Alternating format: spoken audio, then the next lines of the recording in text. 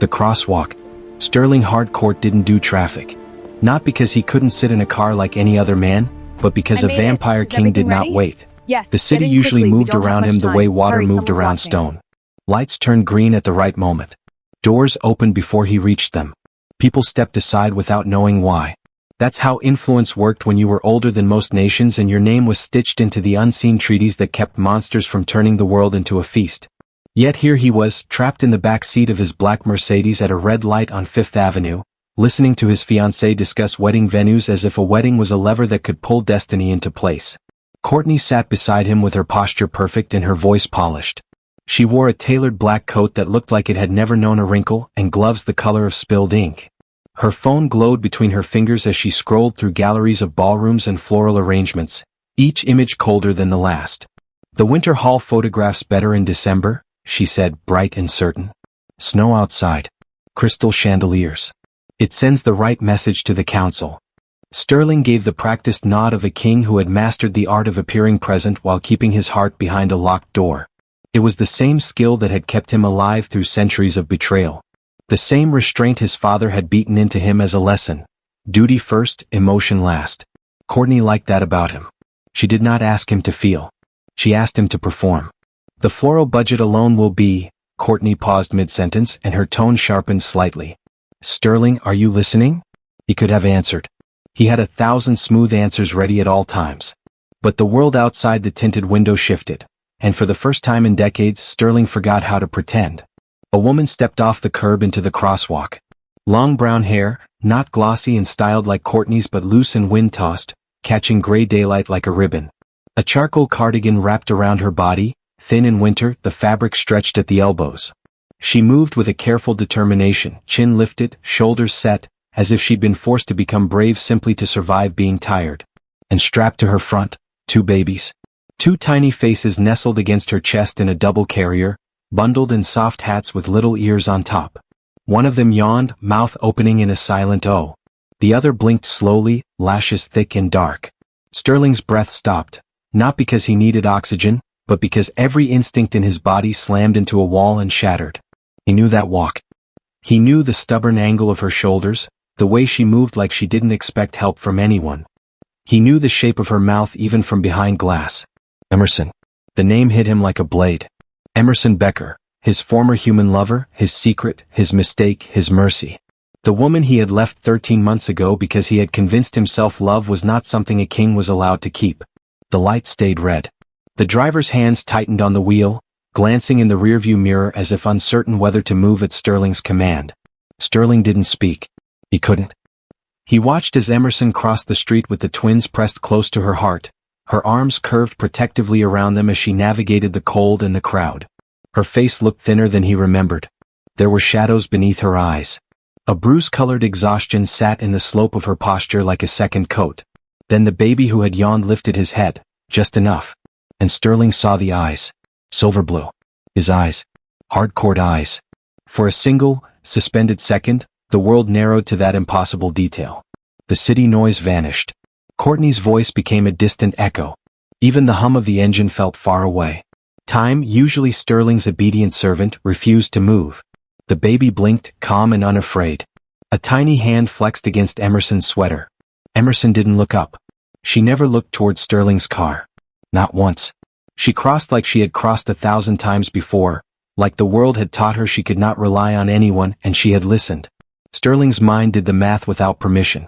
13 months since he left. 9 months for a human pregnancy. These twins looked 3 months old. Maybe 4. The timeline clicked into place like a lock turning. The light turned green. The car rolled forward. And Emerson disappeared into the crowd on the far sidewalk, taking with her the last thread of control Sterling had over the cold, clean life he had built. Courtney leaned closer. "What are you looking at?" Sterling's gaze stayed fixed on the place Emerson had been, as if his eyes could drag her back into view. "I have to make a call," he said. Courtney's mouth tightened. "Sterling, we're late for the tasting." He finally turned to look at her. Courtney's expression was composed concern threaded with irritation, the same look she wore whenever his life dared to become inconvenient. "I said," Sterling repeated, voice lower, "I have to make a call." He took out his phone with a steadiness he did not feel. His hand looked calm. His fingers moved like they had done 1,000 strategic moves. But inside, something ancient and locked was cracking. Because if those children were his, if his blood had found a way to create life, rare and dangerous as it was, then everything he had told himself was noble about leaving Emerson had been a lie. He had not protected her. He had abandoned her. He had walked away to protect himself from becoming his father, and in doing so he had become worse. That night, Sterling returned to his penthouse, a cathedral of marble and glass built to impress men who feared him and women who wanted power beside him. The floors were white stone that never warmed. The windows rose like walls to the sky. Blackout shades were programmed to drop before dawn. The art on the walls had been chosen by an interior designer who believed timeless meant bloodless. Courtney fit perfectly inside it. She stood by the window now, her reflection sharp against the city lights, speaking about guest lists and council seating as if love was a chessboard. "Your father would have wanted the Montlairs at the head table," she said. There it was again, his father's ghost used as a leash. Sterling's grip tightened around a glass of dark liquor he could not taste. His father had been dead 60 years, yet still ruled Sterling's life from the grave. Everything Sterling did was weighed against the same question. What would father expect? Control. Restraint. Duty above all else. His father had ruled for centuries without letting emotion crack his face. He had married for bloodline, kept affection at arm's length, raised Sterling with distant approval that always felt one mistake away from disappointment. Sterling had spent his existence trying to be that untouchable. And he had succeeded. He looked around the penthouse. This perfectly curated mausoleum. This monument to a king who did not allow himself warmth. And all Sterling could see was Emerson's tired face and two tiny infants pressed against her chest. His children growing up somewhere without him, while he stood here choosing centerpieces with a woman who didn't know his favorite color. Courtney kept talking. "We should do the engagement announcement on the council network first." "It will." Sterling set down the glass. "Courtney," he said. She smiled politely. "Yes. We're postponing." Her smile froze. "Postponing what?" "Everything." Silence dropped like a curtain. Courtney's eyes sharpened. "Sterling, what is this?" Sterling's voice stayed controlled because it was the only thing he had left. "A matter of personal consequence." Courtney stepped closer, her heels quiet on marble. "The council will not accept indecision. You know what they expect. You know what your father would." Sterling's gaze lifted, and the room seemed to chill around it. "Do not speak of my father." Courtney stopped. For the first time in their arrangement, she looked uncertain. Sterling turned away and walked to his office without another word. Behind him, Courtney's voice turned hard. "You're making a mistake."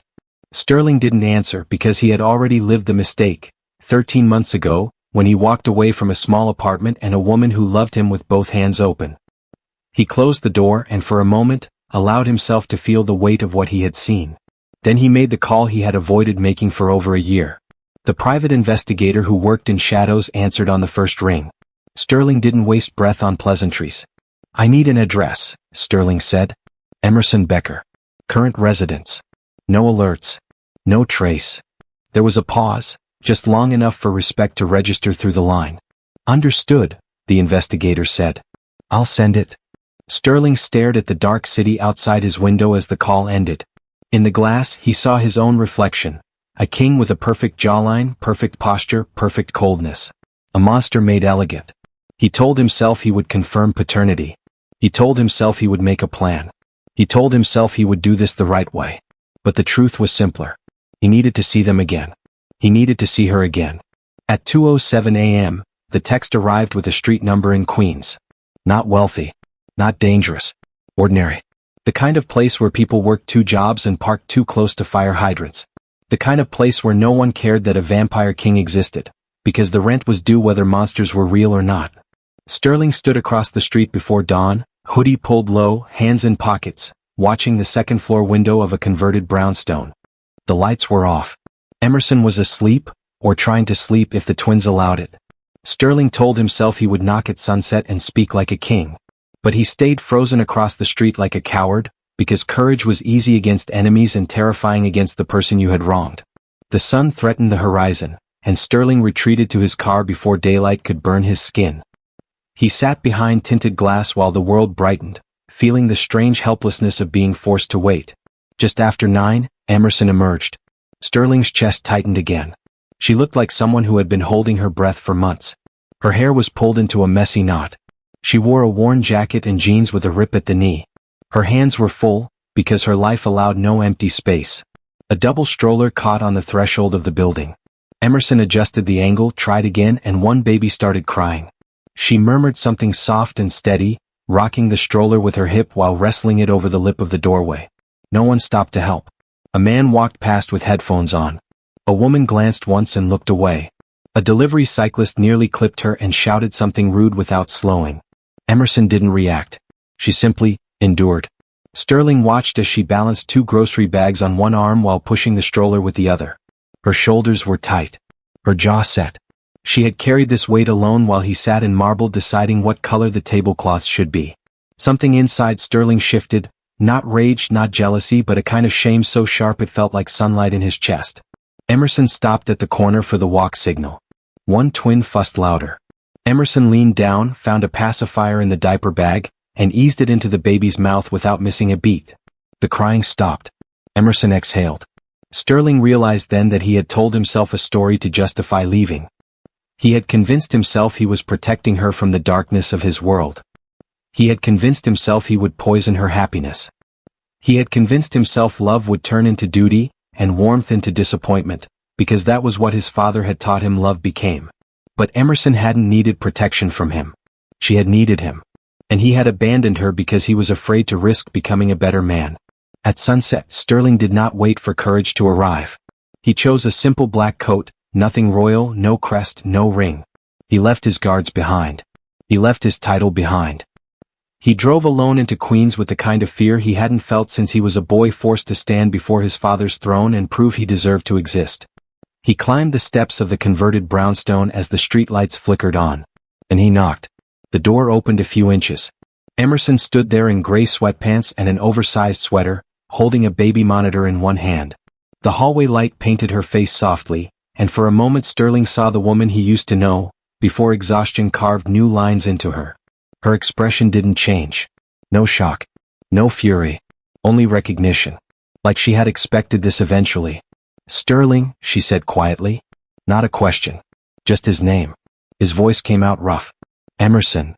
She glanced behind her into the apartment. "They're asleep. So if you're here to cause a scene, you need to leave." "I'm not here to cause a scene." "Then why are you here?" Her voice was calm, but calm like ice on deep water. Sterling had rehearsed speeches. Apologies. Explanations balanced between authority and humility. But the sight of her, real, close, living a life he had abandoned, burned the words away. Emerson studied him for a long moment. Then she stepped back and opened the door wider. "5 minutes," she said. Sterling stepped inside. The apartment was small. A narrow kitchen visible from the entryway, a living room barely big enough for a couch, and a coffee table covered in folded laundry, burp cloths, and bills. 2 bassinets sat against the far wall beside soft nightlights. The air smelled like baby powder and lavender and something warm Sterling couldn't name. It smelled like home. Emerson set the baby monitor on the counter and leaned against the doorway, arms crossed. Waiting. Sterling forced himself to meet her eyes. "I saw you 2 days ago. On 5th. Emerson's gaze did not flicker. "I know. You knew I saw you? I saw your car." Her voice sharpened. Tinted windows. Personalized plates. Kind of hard to miss. "And you didn't?" Sterling stopped, realizing how foolish the question was. Emerson's eyes held his without mercy. "What was I supposed to do?" "Wave." Sterling swallowed. He stepped forward, careful, like one wrong move would shatter the fragile truce of the doorway. "Are they mine?" he asked. For a second, Sterling thought she might slam the door in his face. Instead, Emerson turned away without a word and walked to a small bookshelf. She pulled down a manila folder and returned, holding it out. Sterling took it. Inside were medical records, hospital paperwork, and 2 birth certificates. 2 names. Elliot Becker. Isla Becker. Father, unknown. Sterling stared at the blank line where his name should have been until the words blurred. He lifted his eyes. "Why didn't you tell me?" Emerson's voice stayed steady. "You made it very clear you didn't want this life." Sterling flinched. "You said you couldn't be what I needed," she continued, each sentence placed with careful precision. "You said staying would hurt me more than leaving. So I let you go where you said you wanted to be." "I didn't know you were pregnant," Sterling said, and the truth sounded pathetic in his own mouth. "I didn't either," Emerson replied. "Not until 2 weeks after you left." Silence filled the apartment. Sterling felt it like pressure in his bones. "And by then," Emerson said, quieter now, "you had already made your choice." "I would have come back," Sterling said automatically. Emerson's eyes narrowed. "Out of obligation?" Sterling couldn't answer. Emerson shook her head once. "I didn't want that. They don't deserve that." Sterling looked down at the certificates again, at the proof that his blood existed in the world without him. "I didn't hide them," Emerson said, softer but no less firm. "I just didn't chase you." One of the babies stirred in the bassinet with a tiny whimper. Emerson moved instantly, crossing the room and lifting a small bundle with practiced hands. She swayed gently, murmuring low and soothing until the whimper faded. Sterling watched, frozen in place, as Emerson calmed a life he had never earned the right to touch. "You should go," Emerson said without looking at him. "You got your answer." Sterling didn't move. Because for the first time in 13 months, he wasn't sure leaving was the answer to anything. Emerson lowered the baby back into the bassinet and tucked the blanket around her with a tenderness that made Sterling's chest ache. Then she glanced at the second bassinet as the other twin began to squirm. Emerson looked at Sterling. Then, with a tired exhale that sounded like surrender and defiance at once, she said, "If you're going to stand there, make yourself useful."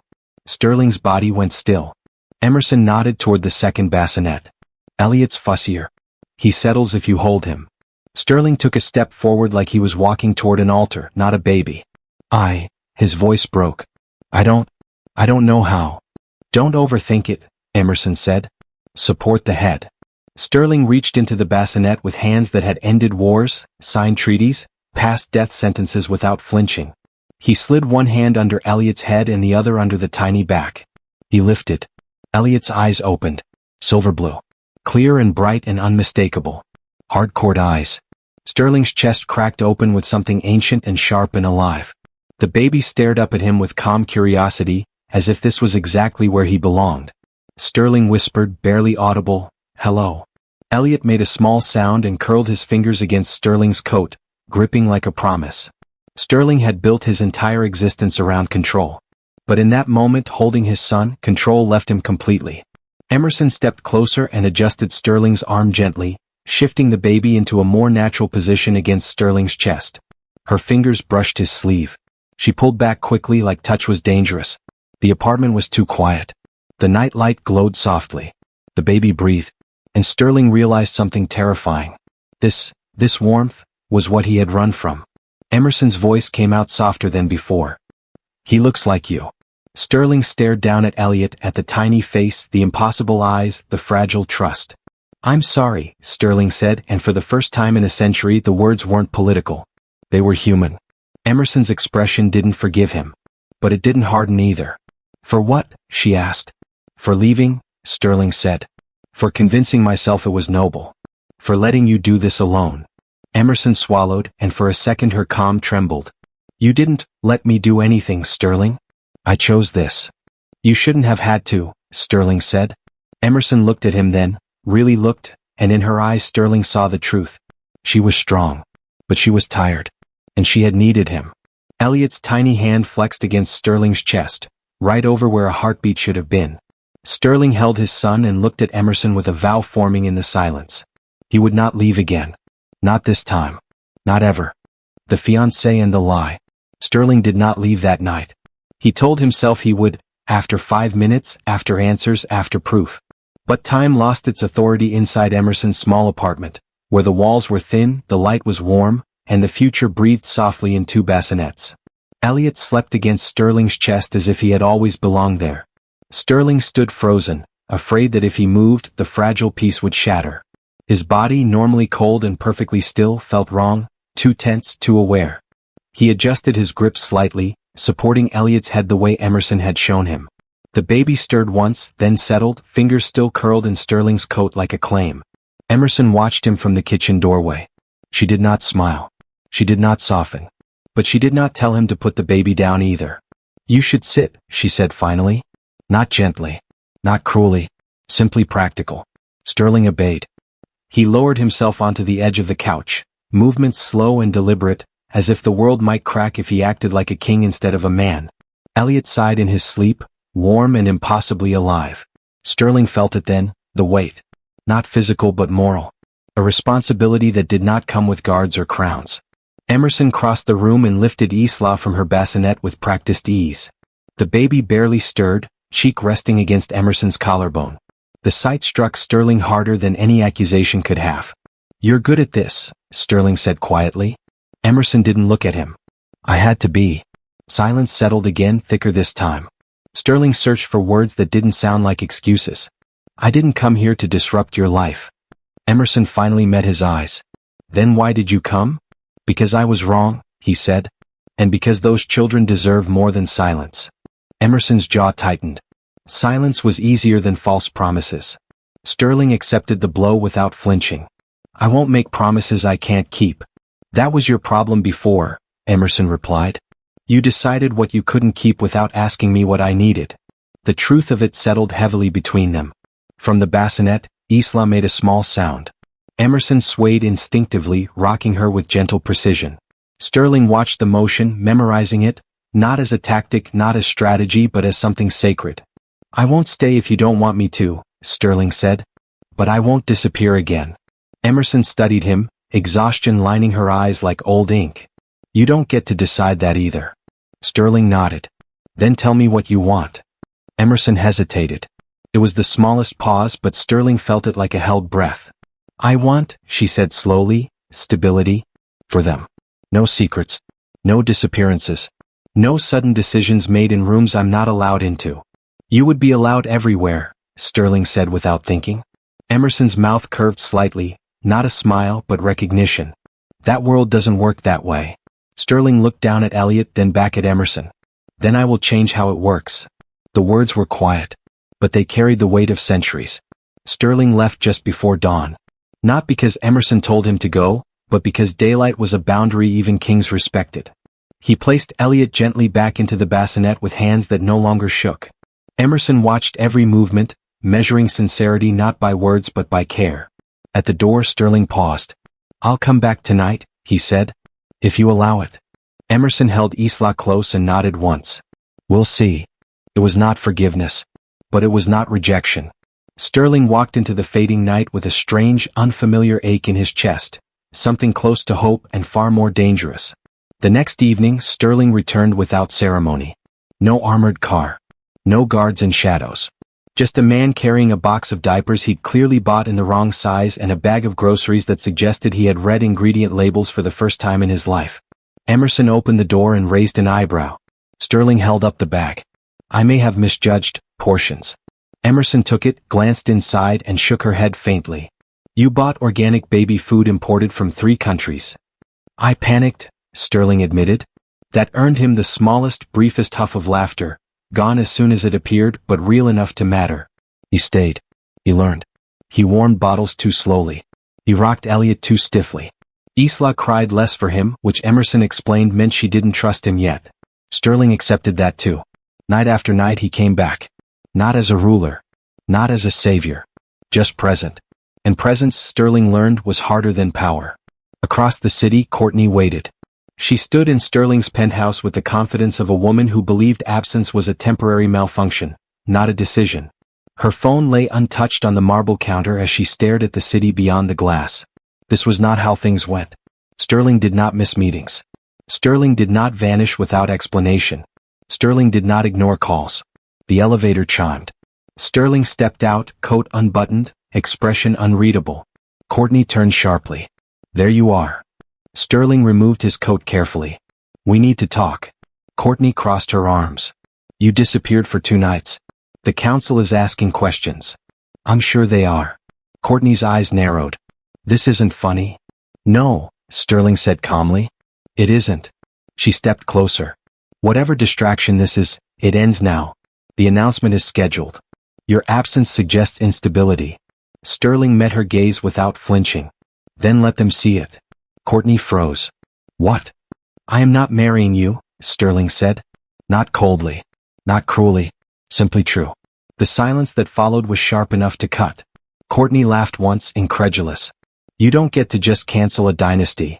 Sterling's eyes darkened, not with anger but resolve. "I do." Courtney searched his face. There's someone else. Sterling did not answer. That was answer enough. Courtney's voice hardened. Is she human? Sterling's silence deepened. Courtney smiled then, but it was not kind. You've lost your mind. No, Sterling replied. I found it. Courtney stepped back, recalculating. The council will never allow it. Then the council will adapt. Her smile vanished. You would risk civil fracture for a woman?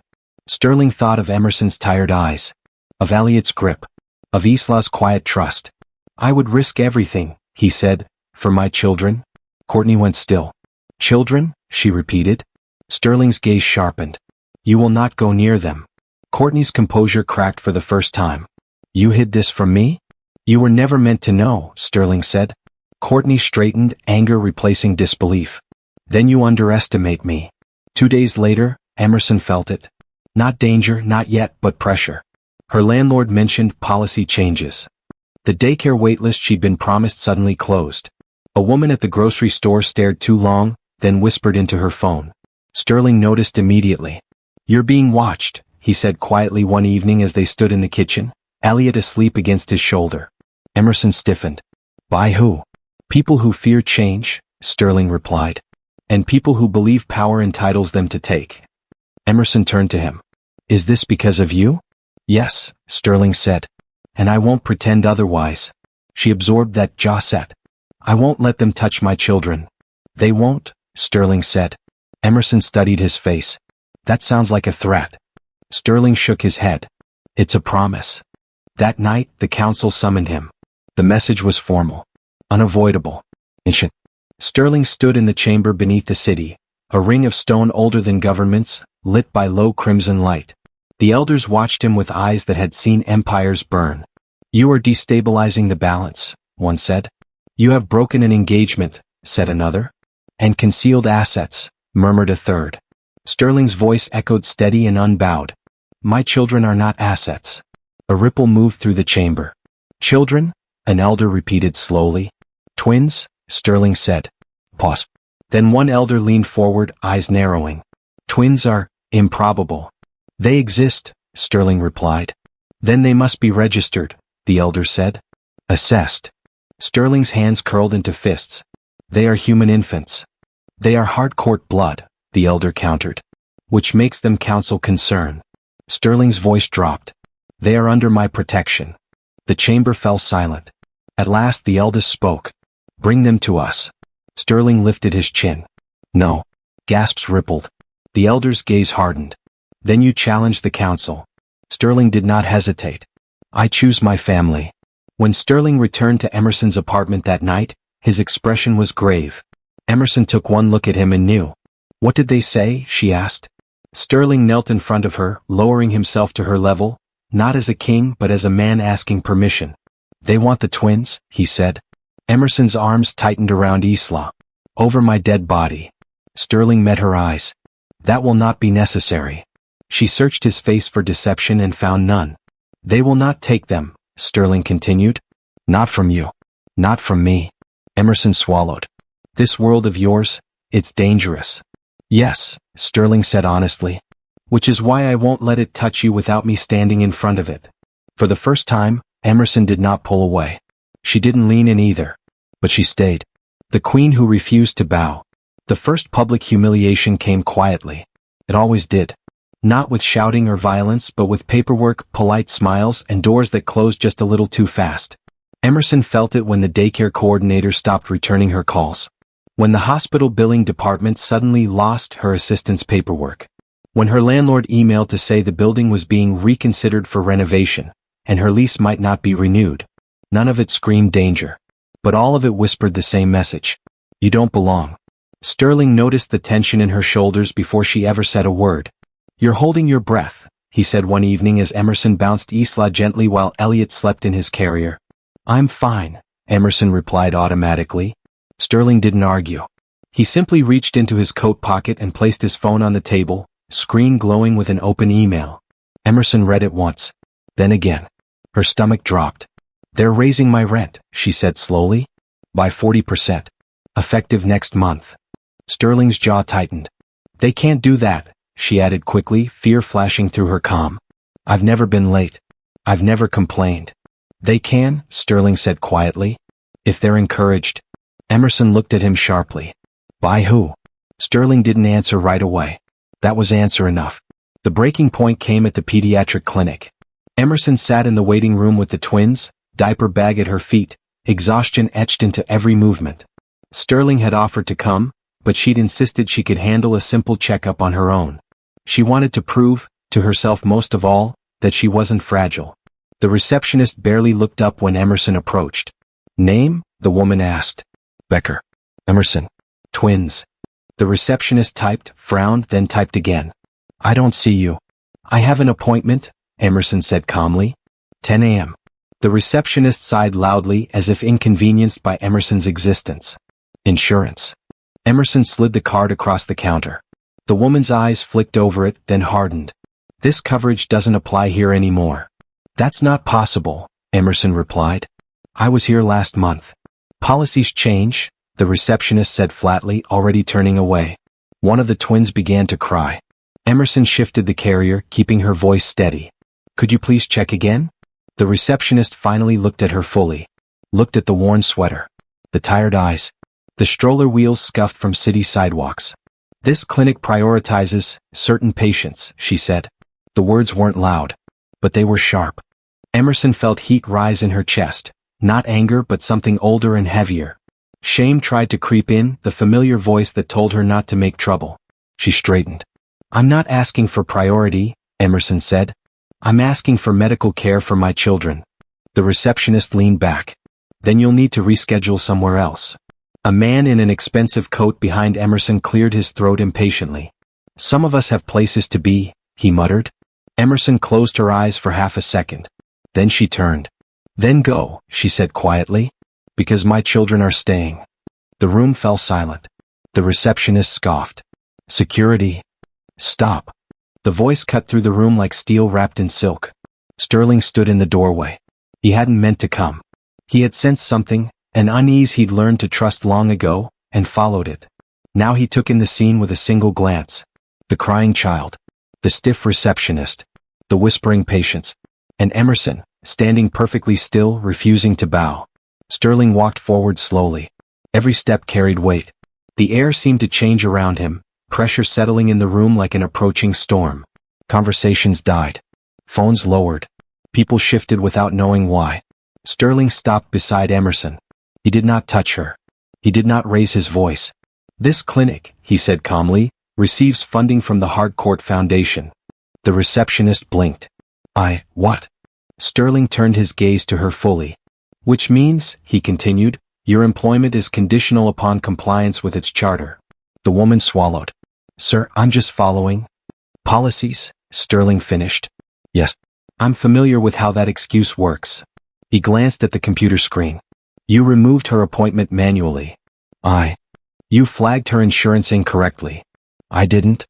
And you attempted to deny care to infants. The receptionist's face drained of color. Sterling leaned in slightly. Not threatening. Not loud. Correct this, he said, or find new work by the end of the day. The man behind Emerson took a step back. The receptionist's hands shook as she typed. Of course. I'm sorry. There was an error. Sterling didn't smile. He turned to Emerson. I apologize for the delay. Emerson met his eyes. Something changed then. Not gratitude. Not dependence. Recognition. Outside the clinic, Emerson stopped walking. Sterling paused beside her. I didn't ask you to do that, she said quietly. I know, Sterling replied. Her voice trembled, not with fear but with frustration. I don't want to be protected like I'm weak. Sterling turned to face her fully. You weren't protected because you're weak. Emerson crossed her arms. Then why? Because you were right, Sterling said simply. And someone tried to punish you for it. She stared at him. I won't erase your strength, he continued. But I won't let the world mistake kindness for permission to harm. Emerson exhaled slowly. For the first time she didn't argue. That night, Emerson found an envelope slipped beneath her door. No return address. Inside was a single document. A historical record. She read it once, then again, her pulse quickening. Sterling watched her from across the room. What is it? Emerson looked up. My grandmother's name is on this. Sterling's expression sharpened. That's impossible. She disappeared, Emerson said slowly. Everyone said she ran away. Sterling stepped closer. During the Ashfall conflict, he murmured. Human collaborators vanished. Emerson's hands trembled. She wasn't just human. Sterling's gaze flicked to the twins. The room seemed to hold its breath. That symbol, Emerson whispered, pointing to a faded mark on the page. I've seen it before. Sterling knelt beside the bassinet. On Elliot's ankle, faint but unmistakable, was the same ancient sigil. A mark older than councils. Older than crowns. Sterling closed his eyes once. Emerson, he said carefully, this changes everything. She swallowed. What does it mean? Sterling met her gaze. It means, he said, you were never meant to bow. The council's trap. The summons arrived at dawn. Not by phone. Not by messenger. By blood. Sterling felt it before the sigil finished forming in the air above his desk. A pull deep in his bones, ancient and absolute. The Vampire Council did not request attendance. It claimed it. Emerson watched the symbol glow and fade, unease tightening her chest. They're calling you, she said. Sterling nodded once. Yes. Her voice stayed steady, but her fingers curled unconsciously around Isla's blanket. About the twins. Yes. Silence pressed in around them. Emerson lifted her chin. They don't get to decide what happens to my children. Sterling crossed the room and stopped in front of her, not towering, not distant. Present. They will try, he said. Which is why you're coming with me. Emerson blinked. Absolutely not. Sterling didn't flinch. They expect fear. Absence. Compliance. They will get none of those. She searched his face. That place, it's not meant for people like me. Sterling's voice softened. It's exactly meant for people like you. They just forgot. The council chamber lay beneath the city like a buried cathedral. Stone older than memory curved overhead, etched with sigils that glowed faintly in crimson and silver. Pillars rose like petrified trees, their surfaces worn smooth by centuries of power passing through them. Emerson stepped inside with the twins secured against her chest. Every eye turned. Whispers rippled. Human. Unmarked. Then the whispers changed. Twins. Sterling walked beside her, his presence a shield, but Emerson did not hide behind it. She walked forward calmly, spine straight, gaze level. The elders sat in a ring, their forms varied, some beautiful, some monstrous, all ancient. Courtney stood among the observers, dressed in blood-red silk, her smile thin and sharp. Sterling felt her satisfaction like a blade at his back. The eldest elder spoke. You arrive, accompanied. Sterling's voice echoed evenly. I arrive whole. The elder's gaze slid to Emerson. Human, he said as if tasting the word. You were not summoned. Emerson answered before Sterling could. Neither were my children. A murmur swept the chamber. Courtney's smile faltered. The elder's eyes narrowed. You stand before powers that have ruled longer than your species has named fire. Emerson did not raise her voice. And yet you're speaking to me. Sterling felt it then, the shift. Not rebellion. Recognition. The eldest leaned back slightly. These children carry forbidden blood. They carry love, Emerson replied. And responsibility. Courtney stepped forward. This is dangerous sentimentality, she said. Those twins destabilize bloodline order. Sterling turned slowly. You no longer speak for me. Courtney's eyes flashed. You're throwing away centuries of stability. Sterling looked at her calmly. Stability built on cruelty deserves to fall. Courtney laughed softly. You think she belongs here? She's human. Weak. Temporary. Emerson met Courtney's gaze. I survived you, Emerson said quietly. And I didn't even know you existed. The chamber went still. An elder leaned forward. Explain the mark. Sterling inhaled. The sigil predates the council. It appears only when balance is threatened and restored. Murmurs grew louder. Courtney's voice sharpened. That's a myth. Emerson adjusted Isla gently. My grandmother wore it. The elder's eyes widened. The Ashfall survivor? Emerson nodded. She fled so your war wouldn't consume another generation. Silence crashed through the chamber like thunder. Sterling stepped forward. You erased her history. You erased her descendants. And still fate returned. The eldest elder closed his eyes briefly. Then this was inevitable. Courtney's composure shattered. You can't let her decide our future. Sterling turned to Emerson. And then he knelt. Gasps echoed. A vampire king kneeling before a human woman. Sterling's voice carried, clear and unshaking. "I ask you," he said, "to stand with me, not behind me." Emerson's breath caught. Slowly she nodded. She stepped forward, not elevated, not crowned. Simply unbroken. The eldest elder spoke again, voice heavy. "Then the council will judge." Emerson lifted her chin. "So will history." Courtney took a step back, fear finally bleeding through her fury. Because the trap had failed. The council had expected a frightened woman. They had found a queen who refused to bow. The crosswalk in reverse. The council did not adjourn in peace. It never did. Power rarely surrendered quietly, and ancient power least of all. As Emerson stood beside Sterling in the stone chamber, the air shifted, not with violence but calculation. The elders whispered among themselves in a language older than cities, their voices threading together like roots beneath the earth. Courtney remained frozen near the outer ring, her hands clenched at her sides, her mind racing faster than her control could contain. This was not how it was supposed to go. The twins were meant to be leverage. Emerson was meant to be afraid. Sterling was meant to choose duty. Instead, the chamber held a woman who refused to bow and a king who had knelt by choice. The eldest elder lifted his hand. "The council will deliberate," he said. "Until then, the children remain under observation." Emerson's body tensed instantly. Sterling stepped forward. "They leave with me." The elder's gaze sharpened. "You overreach." Sterling's voice was calm, but the stone beneath their feet seemed to listen. "I draw a boundary." Courtney laughed sharply. "You're threatening civil fracture." Sterling turned to her slowly. "You already caused it." Courtney's smile faltered. "I protected the council from chaos." "You manufactured chaos," Emerson said quietly. Courtney's eyes snapped to her. "You don't belong in this conversation." Emerson met her gaze evenly. "Neither do lies." The eldest elder raised his hand again. "Enough." Then his eyes drifted to Courtney. "You initiated unauthorized inquiries, pressured human institutions, leveraged influence without sanction." Courtney stiffened. "I did what was necessary." "You did what benefited you," the elder corrected. Murmurs rose, sharper now, edged with disapproval. Courtney took a step back. "You're choosing her over stability." Sterling answered without hesitation. "No. I'm choosing truth over convenience." The elder's voice dropped.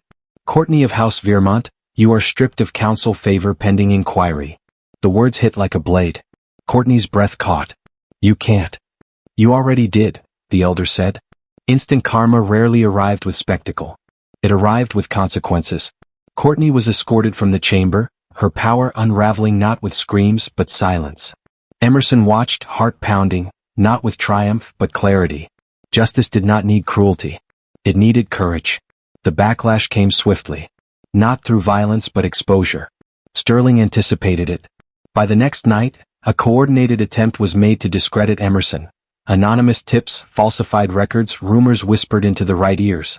But for every lie released, Sterling released truth. Legal documents. Financial trails. Recorded directives. Courtney's schemes collapsed under their own weight. Landlords reversed decisions. Clinics issued formal apologies. Daycare slots reopened. The pressure vanished as suddenly as it had appeared. Emerson felt the shift not in announcements but in breath. In the way her shoulders finally lowered. In the way the city seemed to make room for her again. For the first time since the twins were born, she slept through the night. Weeks passed. The world did not end. The council adapted. And Sterling changed the rules. He established new protections, clear, binding, irreversible, for human families touched by vampire affairs. No coercion. No erasure. No quiet solutions. It angered some. Inspired others. Sterling did not care. Because every night, he returned to a small apartment where 2 infants waited for him. He learned lullabies. He learned patience. He learned how to warm bottles properly. And Emerson watched, not with suspicion now but with something cautious and real. One evening as the twins slept, Emerson stood by the window, city lights reflecting softly in the glass. Sterling joined her, leaving a respectful space between them.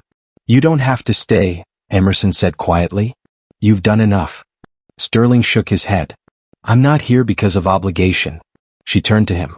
"Then why?" Sterling met her eyes. "Because I love them. And because I love you." The words were not dramatic. They were honest. Emerson inhaled slowly. "Love isn't a throne." "I know," Sterling said. "That's why I choose it." She studied him for a long moment, searching for the man who had once left without looking back. She found someone else. Someone who stayed. Emerson stepped closer. Not into his arms. Just close enough. "We'll move slowly," she said. Sterling nodded. "As slow as you need." She reached out and placed her hand over his chest, where a heartbeat should have been. "I don't need a king," she said. Sterling covered her hand with his own. "Good." Months later, the crosswalk appeared again. The same street. The same intersection. But everything else had changed. Emerson stood at the curb with the twins in their stroller, bundled against the cold. Sterling stood beside her, not behind tinted glass, not separated by fear. The light turned red. They waited. People passed them without knowing they stood beside a king. And that was exactly how Sterling wanted it. The light turned green. They stepped forward together. No rushing. No hiding. Just forward. As they crossed, Elliot laughed. A soft, bright sound that turned Emerson's head and made Sterling smile without restraint. On the other side, Emerson stopped. She looked at Sterling, really looked at him. "You didn't save me," she said. Sterling nodded. "I know. You stood with me." "Yes." She smiled then, not cautious, not tired. "Free."